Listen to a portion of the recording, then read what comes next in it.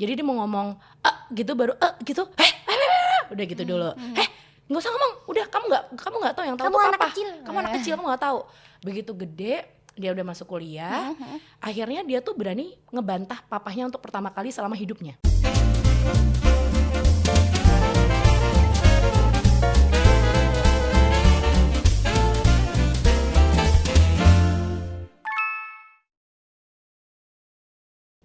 Ibu Widya Rosena. Hai Ibu Adis. Akhirnya mampir di Mom's Betul, Talk. senang banget ya akhirnya ya. Akhirnya kita di sini tidak untuk kerasan-rasan. Betul, karena itu adalah passionku ya.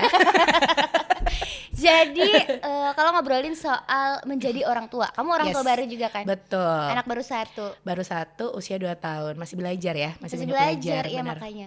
Aku juga orang tua baru, pasti kita punya pengalaman-pengalaman macem-macem. Sampai aku sendiri pribadi suka takut sama yang namanya toxic parenting. Benar, Iya semua kayaknya ngalamin itu sih. Semua mengalami itu ya? Semua ngalamin itu. Apalagi kadang ibu kita kayak baru. ngerasa kita udah bener belum sih jadi orang tua. Nah, Kayak yang kita tuh kayak ngelatih anak untuk kamu harus makan ini loh, makan ini. Kita jatuhnya jadi kayak toksik gak sih buat anak? makanya Padahal aku anak tuh takut nggak kita ngerti, terlalu gitu. menuntut gitu Betul. kan. Cuma sebenarnya kayak gitu tuh kita sebenarnya tahu kan teorinya. Iya, iya. Si anak ini berhak berbahagia, Betul. berhak mendapat pendidikan yang Ya. sebagaimana mereka inginkan caranya Yes, gitu. benar. Cuma realitinya, Nah, nah ketika itu dia. diaplikasikan langsung itu yang susah ya, Bu. Kalau kita lihat di blog-blog dokter atau di tokoh-tokoh yang praktisi Benar. parenting yang benar Itu pasti udah gitu. kamu save di Instagram ya. Iya, ngeliatnya tuh kayak gampang aja gitu. Bener. Anaknya tuh kadang-kadang bisa diatur. Yang itu loh, inget gak yang anak kayak Kim Kardashian dikasih permen Iya. apa es krim gitu, Aha. disuruh tunggu sampai mami dateng, Iya. baru kamu boleh makan. Oke. Terus ditinggal, anaknya bisa. Akhir. Maminya Itu ya. dateng, Coba anaknya anakku, baru makan. aduh. Anak tuh sebenarnya tidak mungkin gitu ya. Tapi Jadi- emang anak tuh diciptakan berbeda-beda ya. Kadang tuh ada yang Iya. mungkin mereka bisa meresap kayak yang apa kita omongin, kadang ada yang enggak. Nah, ketika anak yang tidak bisa meresap apa yang kita omongin, mungkin itu yang dibilang jadinya toksik. Kadang tuh kita ngerasa kayak gitu nggak sih? Kadang kitanya ngerasa kayak gitu. Sementara menurut aku inti dari toxic parenting juga itu adalah kesabaran orang tua sih Benar. sebenarnya. Dan kesabaran itu juga berawal dari pasangan kita, bener nggak sih? Iya, support system. Support system. Jadi kayak anak kita tuh juga cerminan dari diri kita berdua gitu loh. Benar. Kayak kalau di rumah kita penuh cinta, kita sering menunjukkan ke anak, di depan anak kita sering berpelukan, Iya, kita sering iya. memberikan cium kasih sayang satu sama Betul. lain, pasti juga cintanya anak tuh banyak gitu loh. Iya, betul. Tapi ketika kita di rumah bawaannya berantem mulu, kitanya Kencang-kencangan kenceng-kencengan terus. mulu, itu pasti nanti ngarahnya ke anak. Anaknya juga akan melihat seperti itu. Bener, Ya. kayak Karena stres banget gitu loh. Emang peniru banget nih, Iya lagi niru kan? banget, salah ngomong sedikit bisa bahaya. Iya, Itu dia. anakku juga Apalagi- gitu loh. Jadi kayak Kamu ngeliatin. jujur, Nah, kamu pernah nggak ngebentak anak? pernah. Aku juga pernah. Padahal Aku waktu sering ya. hamil ya, aku tuh ngerasain kayak yang besok kalau aku punya anak nggak bakalan aku bentak, nggak mungkin aku bentak karena aku Nggak ngerasa tega. nggak tega. Itu anakku darah dagingku. Begitu lahir sudah mau jalan empati, mungkin aku agak lebih kerasnya ketika sudah empati ya. Susah makan pasti, ngerasain anak itu tantrum, terus nggak mau makan segala macam, nggak mau digendong siapapun, nggak mau mandi sama mamahnya, itu paling sedih banget juga itu. Itu dia. Jadinya sebenarnya bukan ngebentak yang, hei kamu kayak enggak, tapi kan kita kayak manggil namanya gaya, gitu kan. Kadang anak suka, Iya. gitu kan. Kalau anak udah mulai bisa, ibu takut gitu, udah mulai gitu. Iya, jadi Refleks ya, refleks. refleks sebenarnya, tidak sengaja mungkin. Bener. Tapi karena ketika kita dihadapkan sama situasi itu gitu, kadang-kadang sulit untuk menahan diri. Iya, benar banget. Gitu, karena mungkin ada banyak sih sebenarnya menurut Iya. aku yang faktor yang bisa menyebabkan sampai kita bisa jadi ngebentak. Misalnya support system yang tidak mendukung. Iya. Kayak misalnya kita nih kan ibu-ibu kan mikir banget nih, anak-anak ini kan kecil, gimana Iya. caranya biar bisa naik berat badannya. Nah. Karena kadang lingkungan kita nggak peduli itu. Bener. Anak nggak mau makan, ya udah biarin aja nggak mau. Mungkin lagi nggak mau. Sementara kita tuh yang kayak strict banget Bener. kan. Problemnya Pokoknya sama aku ya harus kayaknya makan. ibu-ibu Iya, ya. itu Masalah mostly- makan mulu mostly ya. Kayaknya kebanyakan ibu-ibu sama urusan. Ibu-ibu akan stres urusannya ketika Makan ya. makannya anak susah. Terus kitanya juga sebagai ibu jadi merasa sendirian. Benar. Tidak ada dukungan, tidak ada yang mengerti kita gitu. Kita suka sering nangis gak sih kalau malam kayak yang meratapi, aduh tadi siang aku udah bentak-bentakin anakku, terus aku merasa nangis. Banget, jadi merasa bersalah anak ya. tidur kan mukanya kayak masih polos banget kan, langsung ya ampun tadi siang aku sudah melakukan kesalahan, maaf ya nak. Sebenarnya ketika kita sudah melakukan bentakan kayak gitu tuh aku juga langsung minta maaf, bener gak sih langsungnya Gaya maafin mami ya. Tapi kan dia cuma bingung doang, ngapain sih gitu ya. Mungkin belum ngerti konsep maaf dan memaafkan. Benar. Tapi ya itu juga bagus sih menurut aku, sedari dini mengajarkan mereka kalau kita punya salah, kita juga minta maaf sebagai orang tua. Nggak ada gengsi kan, kadang kalau orang tua zaman dulu masih ada yang orang tua tuh nggak pernah salah. Nah gitu ya. Jadi kayak yang ya kita ngerasain sendiri ya. Kita ketika besar ngerasain kayaknya apa yang dilakukan sama orang tua kita tuh selalu benar. Kayak di rumah ada ibuku yang ngomong, anak tuh jangan dibiarin buat main tanah kayak gitu, nanti tangannya kotor segala macam. Padahal kan sebenarnya itu untuk merangsang sistem motorik segala macam. Itu kan di zaman sekarang ya. Zaman dulu sistem motorik ya apa toh? Kayak gitu. Jadi orang zaman dulu nggak peduli. Selalulah anak disekolahin dulu. Kadang kalau orang tua aku juga bilang, ngapain sih anak disekolahin dulu? Ya sebenarnya kan kemauan orang tua pun pengennya anak tuh juga bisa bersosialisasi segala macam. Nggak yang cuma dieman terus kalau orang Jawa bilang kan ya, di rumah mulu terus disimpan terus iya gitu kan ya. Orang zaman dulu kan kadang masih yang ngarahnya ke kayak gitu-gitu mulu ya. Sampai ada loh orang tua yang sampai umur setahun anaknya nggak boleh dibawa keluar. Nah itu orang Jawa masih, itu orang Jawa masih ada yang kayak gitu. Makanya serba salah kan ya. Sementara kadang kesulitan kita juga buat ngasih pengertian ke orang-orang yang mindsetnya masih belum sama kayak kita yang sekarang. Apalagi orang yang lebih tua, dia merasa lebih berpengalaman. Lebih tahu, itu dia. Gitu. Itu toxic friends ya kayaknya ya. Di pembahasan berikutnya mungkin kita membahas toxic friends. Bahaya nih, bisa keluar nama nih. Banyak dong yang dijulitin ya, Bo. Jadi menurut aku itu ya satu faktor yang menurut aku penting banget buat kita sebagai orang tua juga adalah support system yang mendukung. Ketika kita didukung, ketika orang-orang di sekitar kita tahu betul ini anak minimal misalnya udah dikasih dokter ultimatum, ini minimal naik bulannya 300 gram, anaknya nggak mau makan. Kalau kita sendirian ngurusin makannya kan pusing juga. Semoga suamiku denger ya ini ya. Nggak cuma nyuruh-nyuruh aja. Kadang tuh kan kayak anak kemauannya banyak ya, kayak minta aku nggak mau makan telur, nggak mau makan ayam, nggak mau makan ini. Mudi kadang dan pengen tuh makan coklat mulu. Kan kita nggak mungkin yang ngebiarin kayak gitu sampai giginya rusak atau gimana segala macam. Padahal kan memang harus ada batasan-batasannya. Padahal kalau yang suami kita pasti bilangnya, aduh nggak apa-apa lah, kasih aja orang dia senang. Nggak bisa gitu. Kan bener sih. Ibaratnya dalam berumah tangga ada satu orang yang bisa untuk mengarahkan, satunya cuma yang iyain aja tuh, dia suami kita kan. Satu mengarahkan, satu ngerem sedikit lah ya. Gitu. Harusnya palingnya kan kayak gitu. Tapi kan sekarang tuh agak susah ya, karena ibaratnya anak masih satu doang. Kita masih banyak belajar banget. Ngelihat Instagram, ngelihat orang-orang, kayaknya anaknya ini gampang banget. Nurut-nurut aja ya, Bo. Nggak yang anak kayak ya sebenarnya nggak bisa dibandingin sih satu anak dengan anak yang lain ya. Beda-beda. Ya paling nggak kita sudah punya satu garis yang sama gitu loh untuk dalam mengurus anak, apalagi di era sekarang ini. Itu dia, kadang kita bilang si ibu bilang jangan dulu ngemil sebelum jam makan misalnya. Ini sebentar lagi jam makan, kita kan harus ngatur waktu makan juga kan.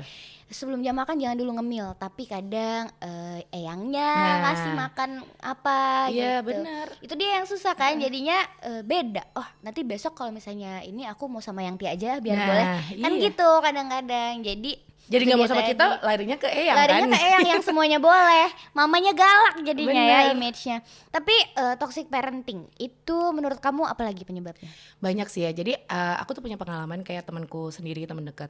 Nggak perlu disebutin namanya ya, karena pasti kamu juga tahu orangnya. Karena pasti gitu-gitu aja tuh. Sebenarnya kalau kita ngomongin kayak orang itu ada cowok yang mengalami perbedaan dengan cowok-cowok yang lain. Entah dia nanti gedenya jadi gay atau apa segala macam, kan kita nggak bisa tahu dulunya kenapa. Pernah tuh aku sharing, kenapa sih kamu bisa kayak gitu? Jadi waktu kecil dia tuh sering banget kayak dimarahin mamahnya. Kenapa mamahnya marahin dia? Karena berantem sama papahnya mulu gitu loh. Jadi mamahnya tuh adalah orang yang selalu kasar di rumah. Jadi pelampiasan. Jadi anaknya sampai suatu titik si mamah ini tuh ninggalin si anak nih untuk menikah dengan orang lain. Jadi dia akhirnya bercerai. Nah, dia itu menganggap mamah itu sebagai seorang momok di sini. Dia tuh ngerasa kayak yang ngapain sih harus sama cewek kayak gitu loh. Tersakiti ya, tersakiti ketika kecil. Jadi kan emang tuh ngefek banget ya Dis ya, kayak yang siapa kita dulu, kita nggak pernah tahu gitu. Kita kan ketemunya pasti sekarang ini kan ya. Iya, udah jadi orang. Udah jadi. Oh, ternyata orangnya gini. Ya walaupun memang kita nggak bisa menyalahkan itu semuanya dan memang sulit banget ya, kayak yang luka hati itu emang kita kan nggak pernah tahu tuh, nggak kelihatan juga, kegores juga nggak tahu kan. Iya betul. Dan ternyata dia punya luka gitu loh di zaman dulu ke psikologi gitu. sampai dan itu besar. banyak banget dan Gitu. yang kayak gitu. Berarti trauma orang tua dari masa kecil itu bisa ngebawa kita juga, kalau misalnya kita jadi orang tua juga bisa jadi ngelampiasin ke anak juga berarti. Iya, ada juga anak yang saudaraku sendiri sih. Jadi dia sering banget, si papa ini tuh orang yang sukses sih berarti gitu. Si anak dibentak mulu dari kecil. Jadi dia setiap kali mau ngomongin dia punya opini, punya apa segala macam kayak gitu tuh nggak pernah didengerin. Jadi dia mau ngomong gitu baru gitu, udah gitu dulu. Nggak usah ngomong, udah kamu nggak tahu, yang tahu tuh papa.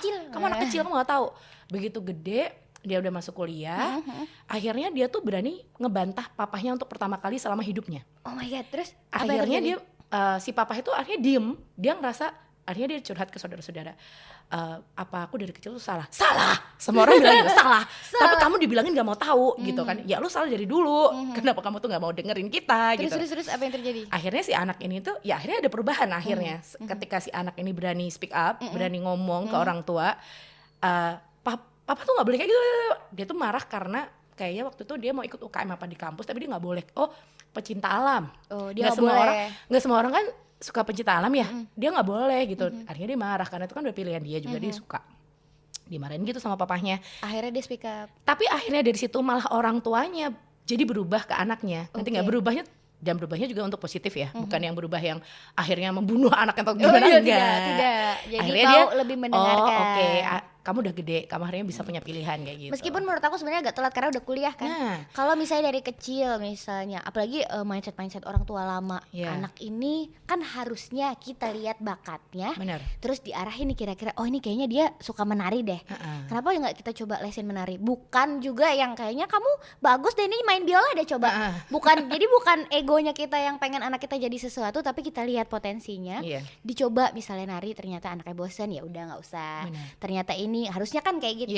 Kita dengerin apa pengennya, diarahin, terus nanti dia juga yang memilih, bukannya harusnya seperti itu ya. Bener. Ya kan, bukan yang kita yang mau ngatur, itu kayaknya udah mindset lama banget ya. Dan itu juga jadi toksik. Tapi kayak kalau kita ngomong orang zaman dulu tuh kolot banget, itu sebenarnya juga enggak. Sebenarnya juga ada pakem-pakem yang dari mamaku sendiri yang kayak kalau habis lahiran ini loh perutnya pakai stagen. Jangan lupa, terus dikasih apa dis yang kayak ini loh putih-putih apa sih, bubuk-bubuk gitu. Itulah. Apalah itu. Pokoknya orang lama. Padahal sebenarnya zaman sekarang kan ada krim-krim yang oke kan ya. Yang lebih mahal dan lebih oke, dan akhirnya bikin perut kita tuh kayak lebih kencang. Tapi kan mindset orang zaman dulu ya jatuhnya bukan ke kita ngerasa apa sih. Kita ngerasa kayak toksik, padahal sebenarnya bukan toksik gitu loh. Cuma mungkin beda aja, beda teknologi. Iya kan, kemajuan teknologi. Sekarang sosial media juga gampang banget. Kita mau cari informasi itu gampang banget. Nggak kayak zaman dulu, kita kan harus dari teman kita taunya, biar tahu caranya biar perut kita tuh kecil. Nah sekarang kan nggak, kita tinggal searching aja, cari di internet, keluar semua gitu kan. Makanya informasi sudah sangat gampang kita dapatkan. Dan PR-nya juga kadang-kadang adalah ngasih menyatukan mindset antara kita dan juga orang sekitar. Itu sih yang paling susah ya kadang-kadang. Jadi gimana caranya biar kita nggak merasa sendirian. Kalau aku sih, menurut aku merasa sendirian adalah momok gitu bagi seorang ibu. Tapi kamu waktu kecil ngerasain banget gak sih kamu tuh apa-apa juga dimarah-marahin gitu? Aku enggak sih. Orang tua kamu tipenya yang marah-marahin gitu gak sih? Enggak, orang tua aku alhamdulillah aku sama ke adikku beda treatment. Karena mereka mungkin udah sadar ya, aku orangnya begini, adikku begini. Makanya dari kecil juga aku sama adikku beda. Aku sekolah selalu di negeri. Adikku karena kayaknya dia butuh treatment khusus gitu, dia ditaruh di sekolah swasta. Emang udah beda. Bukannya kesenjangan, bukan, sekolahku kan lebih murah, adikku lebih mahal, enggak, bukan itu. Tapi emang udah ngelihat anaknya potensinya gimana kira-kira gitu. Cuma ada satu cerita, ini juga waktu aku udah gede. Aku waktu itu kuliah kan seni rupa. Anak gaul sih dulu ya. Anak gaul. Aku kuliah seni rupa itu bener-bener karena aku bener-bener nggak tahu aku mau kuliah apa waktu itu. Terus akhirnya kuliah seni rupa ikut kayak sepupuku dulu, akhirnya keterima, akhirnya kuliah seni rupa. Terus aku dilirik sama dosen-dosen musik kampus sebelah. Terus diajak lah manggung sama mereka gitu. Terus di situ aku merasa ini kayak potensi aku bukan di seni rupa deh. Kayaknya di musik deh. Akhirnya aku sibuk sama mereka, aku ngomong nih sama orang tuaku. Aku kayaknya mau pindah musik aja deh. Itu terus 2 tahun mau buat apa bla bla bla bla bla diomelin. Dan mereka tidak mau mendengarkan waktu itu. Mereka tidak mau mendengarkan. Akhirnya solusinya waktu itu kebetulan aku ada manggung di Jakarta, jadi aku bisa ditonton sama mereka. Membuktikan mereka nonton dan akhirnya oh ya oke, ternyata potensial. Dan mereka juga ternyata ngobrol sama omku yang adalah seniman juga, kenal sama si dosen yang jadi komposerku itu. Terus ngobrol, loh nanti anakku mau jadi apa kalau kuliah musik itu, nanti dia mau jadi apa, emang dia bisa kaya? Papaku tuh bilang gitu. Semua orang emang dia bisa ngerasain kaya itu kali. Ya kan, emang dia bisa kaya. Loh kamu pengen anakmu kaya apa anakmu bahagia? Gitu. Pilihannya itu, kamu mau anakmu kaya apa anakmu bahagia. Dari situ papaku langsung diem, langsung ngikutin. Ya udah terserah kamu, potensinya dikembangin tapi harus bertanggung jawab. Gitu. Sama banget, orang tua juga gitu. Jadi karena kan basicnya orang tua aku semua polisi ya. Keluarga polisi ya. Ibu, bapak, kakak semua, eyang semuanya polisi. Pokoknya polisi semua. Aku sendiri mafia nanti. Oke siap. Kartel. Gerombolan si berat. Terus pasti kan ada kemauan dari orang tua memaksakan ke anak untuk papa aja bisa kayak gini, kenapa kamu nggak bisa gitu loh. Jadi waktu aku lulus SMA, sempet aku tuh disuruh lari-lari jam 12 siang. Oh my god, lulus SMA, bayangin. Itu lagi pengennya cakep ya? Pengen cakep, tapi disuruh hitam, kan disuruh kurus, kan disuruh sehat, menekan. Iya, stres kan. Akhirnya aku marah tuh 2 minggu aku, pokoknya intinya bapakku tuh bilang, intinya kamu mau nggak jadi polisi? Enggak langsung gitu. Kenapa kamu nggak mau? Saudara-saudara kamu semua jadi kayak gitu loh. Kenapa kamu nggak pengen gitu, padahal kamu setiap dari kecil aja kamu sudah punya pandangan, oh lihat polisi terus, semuanya padahal kan polisi, semua kan passion polisi. Ya balik lagi ke passion. Kalau aku dari awal tuh udah pengen banget masuk ke dunia entertain, terus bisanya masuk ya aku harus kuliah dulu dong. Akhirnya awal-awalnya pasti nggak boleh ya, sama kayak kamu, emang bisa ya entertain untuk hidupin orang kayak gitu segala macam, gitu. Nggak bisa ya, harus kita buktikan kan jadinya. Ya udah akhirnya aku kuliah segala macam, akhirnya bisa jadi MC, entrepreneur segala macam, kerjanya juga di bagian event segala macam. Akhirnya oh ya sudah, berarti emang kamu bisa membuktikan kamu bisa. Jadi emang kadang tuh anak pun juga harus berjuang nih supaya toksik yang datang, yang kita ngerasa itu tekanan banget loh, 2 minggu nggak ngomong sama orang tua gara-gara ya ngambek ya, itu kan sedih juga loh, karena kan setiap hari kan kita diurus juga sama mereka gitu kan. Dan itu sebenarnya berarti anaknya juga menjadikan si batasan ini jadi motivasi juga buat dia ngebuktiin ke orang tuanya gitu. Benar. Tapi sebenarnya pilihan orang tua juga nggak ada yang salah sih. Nggak ada yang salah sih. Orang mereka juga pasti mau yang terbaik.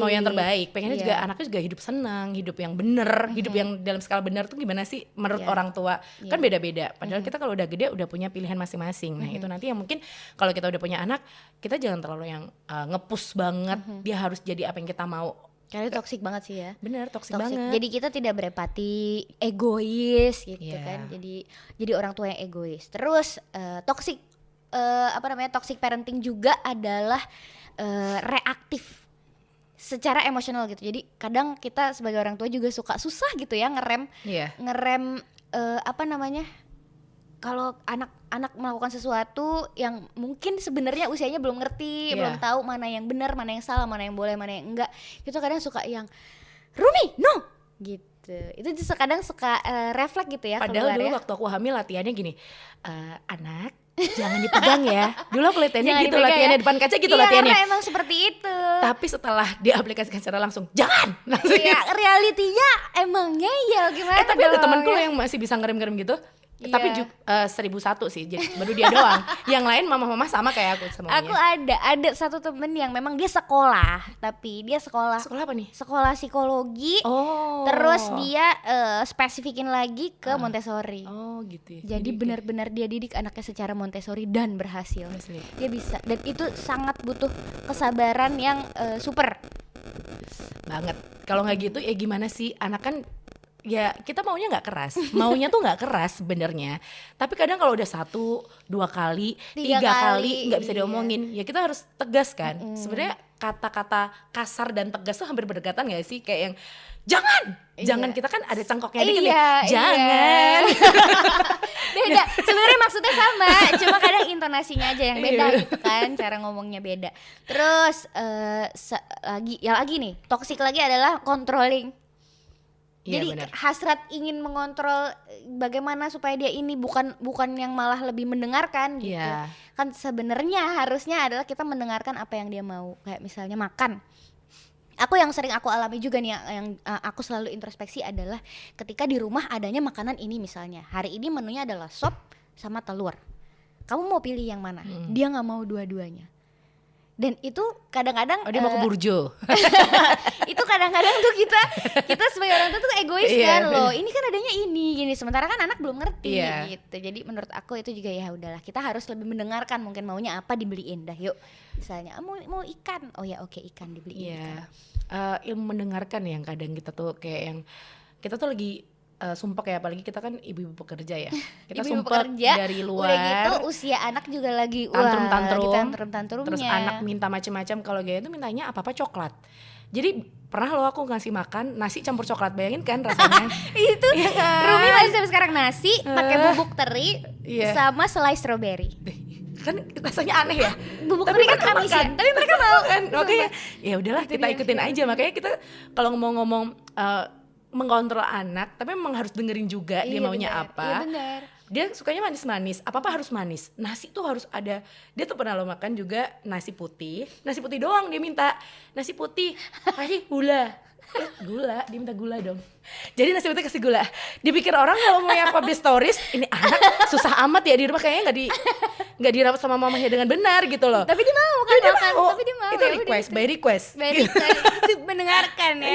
Meskipun aneh, terdengar sangat aneh, tapi kita berusaha mendengarkan. Atau mungkin kalau misalnya memang nggak bisa beli yang lain, maksudnya emang nggak mungkin gitu, mintanya aneh-aneh gitu. Misalnya mau sekarang cumi-cumi kan susah.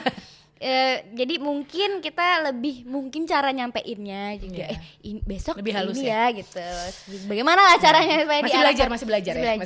Terus menuntut berlebihan. Ini sebenarnya yang salah siapa ya? Salahnya dokter apa salahnya ibu ya kalau menuntut? Kadang-kadang kan kita ke dokter konsultasi, "Bu, ini pokoknya minimal naik 300 gram." Nah, kita dituntut target kan 1 bulan. Iya, kita dituntut sama dokter. Kita mau nggak mau jadi seolah-olah nuntut anak gak sih? Iyalah. Itu dia. Ya kayak aku sering gonta-ganti susu ya. Karena aku kadang tuh kan kayak kemarin aku sempat stay di Bali dengan dokter yang di Bali. Aku tinggal di Solo, cari dokter yang area sini dong otomatis. Karena nggak mungkin ya orang tuh ngecek maksudnya kayak dokter nggak ngeliat kondisi anak. Padahal setiap dokter tuh beda-beda. Ketika aku dulu kan aku ASI cuma sampai 4 bulan tuh. Terus aku ASI Sufor. Bu, usaha dulu dong pakai ASI, dokter satu. Yang satunya, udah Bu, nggak apa-apa. Sufor tuh kan juga susu, bisa buat anak juga. Kadang kan kita pusing gitu kan. Beda. Dokter A, dokter B beda omongannya. Makanya balik lagi masalah toksik segala macam itu balik ke diri kita sendiri kok. Jadi kayak yang kalau kita ngerasa ini terbaik buat anak kita, oke, kita jalanin aja kayak gitu loh. Kadang kalau kita dengerin dokter banget juga pusing banget. Iya betul, makanya. Jadi sebisanya kita usahain. Kalau bisa naik 300 gram nggak apa-apa. Tapi kalau nggak bisa ya kita ingin menjadi orang tua yang tidak menuntut anak, intinya itu sih. Kalau aku juga pusing kadang-kadang ngelihat teman-teman yang aku tuh paling sebelnya ditanyain, Rumi sekarang berapa beratnya? Kesel nggak? Ya kan, baru nggak ada obrolan lain. Iya makanya kenapa berapa sih sekarang beratnya? Gimana ya? Jadi, menurut aku kadang-kadang omongan orang sekitar juga bisa mengganggu psikis. Apalagi yang ngomong dia belum punya anak. Kesel nggak sih? Itu lo nggak tahu rasanya. Pengen ini langsung bawa tang, langsung pengen cubit pipinya pakai tang gitu loh. Bisa diem gak sih, Bu? Gitu loh kayak. Bukan apa-apa ya, itu kan mau operasi deke. Oh, okay. Iya. Bukan itu. Iya, bukan kekerasan bukan. Operasi deke. Tapi manual ya. Terus dia ada contekan lagi. Apa dan bagaimana bahayanya toxic parenting? Nah, kalau tadi kita udah membedah nih kira-kira itu biasanya mungkin gara-gara apa segala macam. Sekarang bahayanya toxic parenting. Ternyata banyak. Udah pasti. Anak yang sering dibentak itu jadi tidak bisa mengutarakan perasaannya katanya. Benar, terus mereka juga jadi gampang nangis. Kadang tuh kayak yang gitu ya? Jadi kayak penakut gak sih? Jadi kayak mereka tuh mamanya nih, ya itu balik lagi saudaraku tuh lucu banget yang ceritain saudaraku yang dimarahin itu waktu kecil. Jadi kan kita biasa dong bercanda-bercanda, dia udah gede, udah SMA. Jadi kita waktu lebaran, biasa dong momen lebaran kan namanya kumpul keluarga, kayak gitu. Dia karena sering dimarahin segala macam. kan kalau bahasa Jawanya ngeceroy, hobinya ngeceroy kan keluarga tuh, kayak yang sering kayak ngomong kowe ngene kayak gitu. Dia tuh nggak ngomong, tahu-tahu nangis, ngerti gak sih? Jadi kita tuh bingung, kok ini tiba-tiba nangis kenapa ya? Apa dia kena apa segala macam? Ternyata gara-gara dia tuh nggak kebiasa di dalam keluarga bercanda yang berlebihan gitu. Karena kan padahal tahu sendiri keluarga itu kan kalau ngomong kayak gitu kan bikin pedih di hati. Kalau kita kan udah bisa ngelawan ya. Tapi karena dia dari kecil udah sering kayak dari orang tuanya nggak pernah. Hatinya kecil jadinya. Bener, ya. Jadi kayak tahu-tahu nangis, kecil. Bingung kan? Iya itu kayak gitu loh. Dan itu mungkin apa yang terjadi sama dia mungkin adalah dia tertekan nih mentalnya sebenarnya, ya kan. Padahal anak yang mentalnya tertekan itu efeknya bisa macam-macam. Kayak yang kemarin yang anak yang ngebunuh anak kecil. Oh iya, aku ngerti. Itu kan bener, dia juga mengalami itu, dia tertekan secara mental, dia mengalami. Oh yang dia gambar-gambar itu mentally ya? abuse, mentally abuse, terus physical abuse juga ternyata gitu. Bener. Itu adalah salah satunya menurut aku dampak dari toxic parenting juga, ya kan? Dan kita nggak pernah tahu apa yang terjadi sama anak kita besok kalau misalnya udah gede, kalau misalnya kita biasa melakukan toxic parenting. Itu dia. Banyak banget pokoknya, intinya sebenarnya kayak kejadian yang terjadi di sekeliling kita tuh kayak bikin kita belajar nggak sih gimana caranya kita bisa mengaplikasikan langsung cinta ke anak tanpa adanya toksik. Itulah yang jadi PR kita sekarang kan, ibaratnya kita masih jadi ibu yang baru, ibu yang masih banyak belajar dari entah itu dari orang tua kita, dari sekeliling, dari sosial media, dari segala macam. Makanya tuh loh, kadang tuh aku suka mikir ntar gedenya gimana ya anakku ya. Kadang kan penasaran itu dia, sih? itu makanya dia jadi apa ya, dia jadi orang yang seperti apa ya gitu. Dan itu ternyata terbentuk sejak dini, gimana kita mendidiknya. Bener. Terus ada lagi dampak toxic parenting juga, anak tuh bisa jadi pembangkang, rebel gitu. Nah itu yang aku punya cerita juga nih. Aku dididik di keluarga yang biasa aja sih sebenarnya, tidak terlalu menekan, tapi meskipun ada beberapa hal yang mereka strict ya, kayak aku nggak boleh pergi di atas jam 9 misalnya, jam 9 dari rumah. Itu kan masih standar ya. Ada lagi temenku yang keluarganya sangat santai, kamu boleh ngelakuin apa aja asal di rumah. Jadi mereka membebaskan si anak, tapi memperhatikan potensinya, didukung juga, dibebasin bagaimana kamu mau apa, misalnya mau nyoba yang nakal-nakal, boleh nggak apa-apa, tapi di rumah. Tapi kamu juga harus bertanggung jawab, nanti tanggung jawabnya sendiri, jangan narik-narik gue nih orang tuanya nih gitu. Dan ternyata ada baiknya ada enggaknya sih, tapi menurut aku baiknya adalah si anak ini jadi bisa mengontrol diri sendiri. Gitu. Self control ya. Bisa ngontrol dirinya sendiri, bertanggung jawab sendiri. Jadi menurut aku yang penting bagaimanapun kita mendidik anak, yang penting adalah anak tahu dia harus bertanggung jawab atas apa yang dilakukan. Tahu batasannya untuk diri sendiri. Iya itu dia. Kayak sekarang nih, dari usia Rumi kan sekarang 21 bulan. Aku udah mulai menerapkan yang namanya kalau selesai main harus di clean up. Itu harus beresin ya, meskipun caranya gue kayaknya salah ya. Jadi waktu itu kejadiannya adalah dia main on blok itu kan berantakan, dan kalau keinjak kan sakit banget ya. Terus Rumi kalau sudah selesai mainan diberesin, di clean up ya sambil nyanyi clean up terus diberantakin lagi berat gitu kan. Rumi ayo di clean up, nggak mau, ibu nangis ya. Itu sebenarnya aku ngancem nggak sih? Sebenarnya salah ya. Toksik lagi. Jadi aku ibu nangis nih.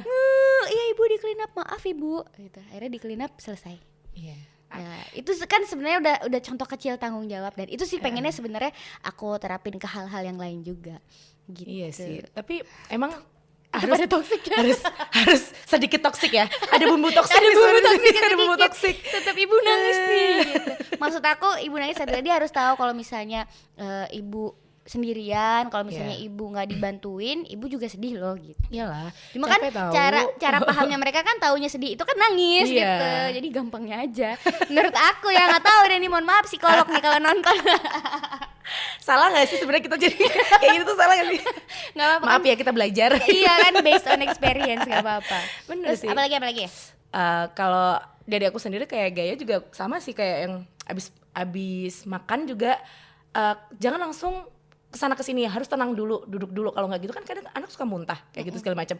Kadang tuh suka kesel loh, kita udah nyuapin nih lama banget, keluar lagi, udah lama, udah 1 jam lama banget nih, tahu-tahu keluar lagi. Kan kesel ya. Kita kan nggak bisa langsung ngomong kamu nggak bisa. ngerti anaknya. Karena tuh aku cuma inhale, exhale, itu cara untuk kita mengurangi memberikan toksik ke anak, meredam diri sendiri. Dan itu harus banyak belajar banget loh tiap hari. Kita harus yang kayak aduh, direm dulu deh, jangan, apalagi kalau kita mau dapat segala macam, aduh udah perut sakit segala macam. Itu ngefek banget sih, banget sih buat aku juga, mempengaruhi toksik juga. Iya bener, kalau mau dapet tuh kayak butuh bantuan gitu ya, bala bantuan tolong hadir di rumah saya. Tapi bener itu menenangkan dirinya itu mungkin beda-beda juga caranya. Kalau kamu inhale exhale, kalau aku biasanya ke kamar mandi. Ngapain tuh? Oh, kayak di film Shinchan tuh lo pakai boneka ditonjok-tonjok. Bukan, menjauh dulu dari si anak. Daripada nanti jadi stres anaknya, dan ini juga stres berkepanjangan juga jadi salah satu dampak toxic parenting. Iya, benar banget. Gitu. Si anak itu juga bisa stres loh gitu. Nggak cuma kita aja yang stres nih gitu. Itu juga menurut aku yang harus dipahami sama orang tua, apalagi orang tua baru kayak kita ya kan. Nggak cuma kita aja yang stres, si anak ini kalau kita paksa-paksa, kalau kita bentak-bentak, kalau kita marah-marahin juga bisa stres. Iya benar. Ya, intinya sih harus memperbanyak itu tadi, pasangan kita paling harus mengerti. Kok agak ngelirik ke situ ya? Pasangan kita maaf permisi di sebelah sana. Harus ngerti kondisi kita kan. Nggak selamanya kita tuh dalam kondisi good mood. Padahal kita juga abis dari luar, yang tadi aku bilang kita bawaannya marah mulu nih. Padahal kan aku orangnya agak sedikit galak ya kalau di luar sana ya. Ketika di rumah harus jadi peri karena anaknya nggak mungkin niru kita. Kita kan nggak mau, kita bukan nggak mau anak itu akan menjadi diri kita, tapi pengennya anak itu bisa lebih baik dari kita yang sekarang kan. Dan kayak orang tua kita dulu sama kita gimana, kita juga pengennya lebih baik juga, jadi orang tua yang lebih baik juga ya kan. Makanya kalau kita bawa-bawa masalah kerjaan ke rumah, itu yang kadang menjadi toksik juga buat anak. Kita dibawa stres segala macam, anak dimarah-marahin mulu, anak lewat aja dimarahin loh. Zaman dulu ngerasain gitu. Waktu kecil aku pernah kayak gitu. Lewat sini. Gak boleh lewat dong, terus suruh terbang. Kan pusing ya. Suka gitu ya kadang-kadang orang tua pekerjaannya lagi pusing di kantor kayak gimana, suka bawa ke rumah ke anak lagi pelampiasannya. Terus apalagi ya, kita mau membahas soal anak bisa menderita sakit mental. Sakit mental itu juga menurut aku ya salah satu sakit yang penyebabnya juga panjang gitu, nggak bisa seketika anak ini depresi misalnya, nggak bisa seketika dia punya ADHD misalnya, ya kan, itu kan butuh proses itu sangat panjang gitu. Dan toxic parenting yang begitu-gitu tuh bisa bikin jadi seperti itu anaknya. Aku punya temen yang dia mengalami masa kecil yang aku dengar ceritanya aja aku ikut nangis gitu, karena orang tuanya berpisah, terus si ibu tiri seperti yang di sinetron. Iya, dan dia mengalami cuci baju ini. Ya, begitu-gitu deh. Jamak-jamakan ini ngeri lagi. Jadi itu juga mempengaruhi dia yang sekarang. Jadi orang tua dengan personal yang terdiagnosa sakit mental itu berat banget. Ya kan? Iyalah. Banyak kan contohnya di sekeliling kita. Iya, makanya dia aku juga sebenarnya kasihan juga, tapi dia sangat struggling untuk menjadi orang tua yang baik, sementara dia sendiri punya penyakit mental karena dari kecilnya dia kena yang namanya toxic parenting gitu. Jadi kadang tuh ada ya, dari waktu kecil dia sudah mengalami toxic parenting, ketika gede ada yang jadi negatif, ada yang jadi positif. Bener nggak sih? Jadi positif itu karena dia nggak mau tuh mengulangi masalah itu lagi. Dia belajar. Tapi ada yang negatifnya, dia jadi membenci. Akhirnya kayak apa yang terjadi di sekelilingku juga tuh, kayak yang udahlah, aku nggak peduli lagi lah. Dan balik lagi masalah lingkungan juga kan. Semakin kita gede kan lingkungan kita semakin besar juga. Apalagi dalam dunia kerja, dunia kuliah lah minimal. Kayak gitu pasti kan kita ketemu sama orang-orang baru lagi. Jadi situ kalau kita ngerasa ternyata aku cocok nih menjadi seorang itu dia. Menjadi yang agak menyimpang kayak gitu kan.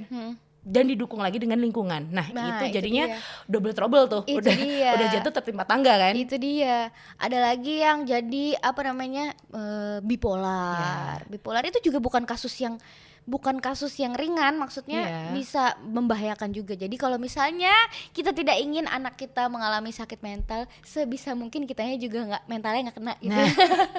Padahal makanya banyak banget faktor pendukung ya di sekeliling kita. Lingkungan aja juga bikin kita stres. Kadang tuh aku juga loh, kayak kita kan di usia-usia nanggung ini ya Dis ya. Kita usia ibu-ibu banget enggak, muda usia banget anak juga muda, enggak. Pengennya masih pengen main, tapi main, tapi kita jadi ibu nih. Iya. Ya masih pengen dua-duanya imbang, tapi nggak bisa. Kita bisa. Itu pilihan ya. Kita pilihan pengen full time mommy bareng sama anak yang benar-benar kita abis selesai kerja kita bareng sama anak, atau kita mau sama teman-teman kita. Padahal kalau anak nggak kita dipegang orang lain, tahu sendiri. Toksiknya kadang tahu kan?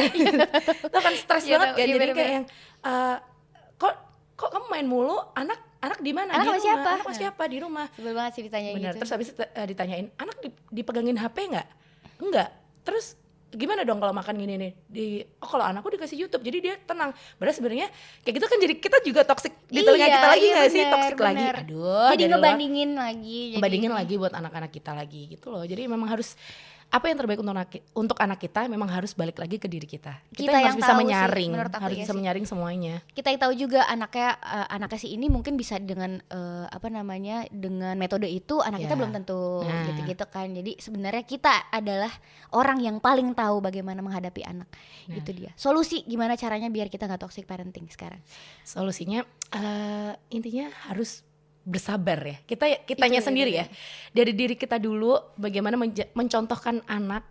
Kita sebagai orang tua yang sabar.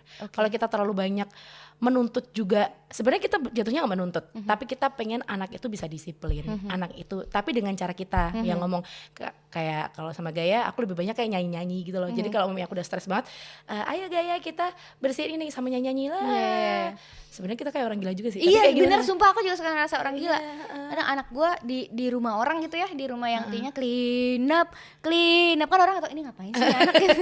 Tapi dia di rumah terbiasa tapi itu caranya seperti itu kan. Iya, bener-bener. Dan dia juga kayak orang gila, bener. Harus banyak belajar juga sih. Enggak dan harus pintar-pintar menyaring yang tadi kayak aku ngomong. Kalau semuanya kita lakuin harus disamain dengan orang lain nggak bisa. Anak kita tuh bukan boneka, anak kita tuh juga bukan personal yang kalau kita ngomong dilakuin nggak mungkin. Karena dia juga belajar dari tetangga, dia juga belajar dari kakaknya juga. Belajar dari dia ya. Banyak sekali lingkungan juga itu pentingnya support system berarti ya. Kalau aku juga nih sebagai ibu yang seperti ini, maksudnya aku kerja juga tapi nggak kerja banget, tapi juga jadi ibu full karena aku tidak pakai asisten. Jadi bener-bener full time mami juga ya. Nah aku menghindari diriku sendiri yang stres dan segala macam adalah me time. Me time-mu apa? Ibu juga butuh me time. Me time-ku kerja. Malah kerja. Sumpah, aku serius? Iya, aku kan penyiar nih. Aku tuh siaran tuh kayak me time, meskipun sehari cuma 3 jam 4 jam di kantor, itu tuh cukup buat aku senang-senang karena pekerjaanku kan juga mendukung kita dengerin musik ya. Kita pengen putar apa diputar. Terus kita ngobrol. Kita ketemu sama orang lain, kita sharing segala macam. Menurut aku itu me time-nya aku. Gitu. Jadi tolong keluarga-keluarga di luar sana dimanapun Anda berada, kasihlah ibu me time minimal seminggu sekali, dikasih ngapain gitu, biar itu juga demi kebaikan sih menurut aku. Karena kalau ibu udah stres, rumah berantakan gitu. Ya kan? Iya, sama kan pondasi utama di rumah tuh ibu nggak sih? Ibu Jadi lah, mau ibu dibawa, sakit tidak bisa ya mau kan? dibawa kemana ya baliknya ke ibu lagi kan. Bener, iya, kalau me time ku belanja sih, makanya suami saya harus rajin-rajin mencari uang ya. Kalau nggak gitu ya itu dia, susah ya.